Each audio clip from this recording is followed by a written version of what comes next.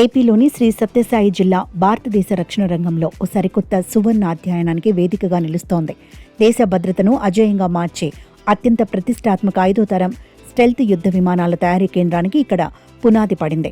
ప్రస్తుతం భారత వాయుసేన అమ్ముల పొదిలో రష్యా సాంకేతికతతో తయారైన సుఖోయ్, MiG-29, స్వదేశీ తేజస్, మిరాజ్ 2000 వంటి 4వ తరం విమానాలతో పాటు ఫ్రాన్స్ నుండి రప్పించిన 4.5 తరం యుద్ధ విమానం రఫేల్ ఉన్నాయి.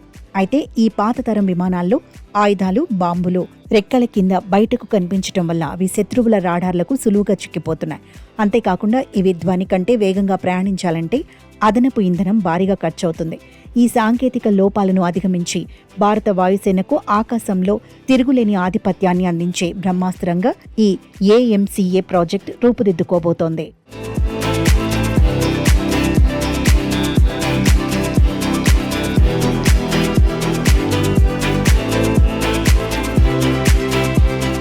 ఈ 5వ తరం స్టెల్త్ టెక్నాలజీ అనేది ప్రపంచ రక్షణ రంగంలో ఒక అద్భుతమైన మాయాజాలం.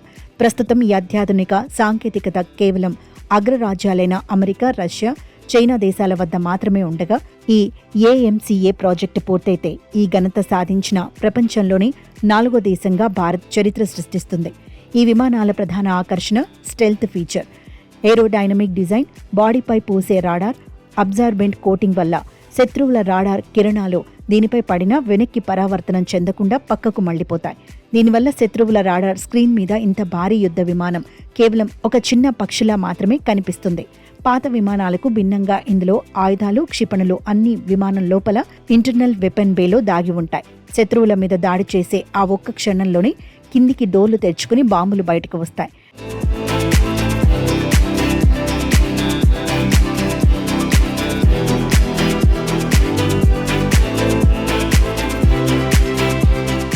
ఆయుధాలు విమానం లోపలే ఉండటం వల్ల గాలి నిరోధకత గణనీయంగా తగ్గిపోయి ఈ AMCA విమానాలు అదనపు ఇంధనం ఖర్చు లేకుండానే ధ్వని కంటే వేగంగా గంటల తరబడి దూసుకెళ్లగలవు. దీనివల్ల శత్రు స్థావరాల్లోకి చాలా దూరం చొచ్చుకుపోయి వారు అసలేం జరుగుతుందో తెలుసుకుని కోలుకునే లోపే మెరుపు దాడి చేసి సురక్షితంగా వెనక్కి రాగలవు. ఇక పాత తరం విమానాల్లో పైలట్ స్వయంగా రాడార్ చూసుకుంటూ తీవ్ర ఒత్తిడికి గురైతే ఇందులో పైలట్కు సహాయంగా అత్యంత అధునాతన ఆర్టిఫిషియల్ ఇంటెలిజెన్స్ సూపర్ కంప్యూటర్ వ్యవస్థలు ఒక గైడ్లా పనిచేస్తాయి.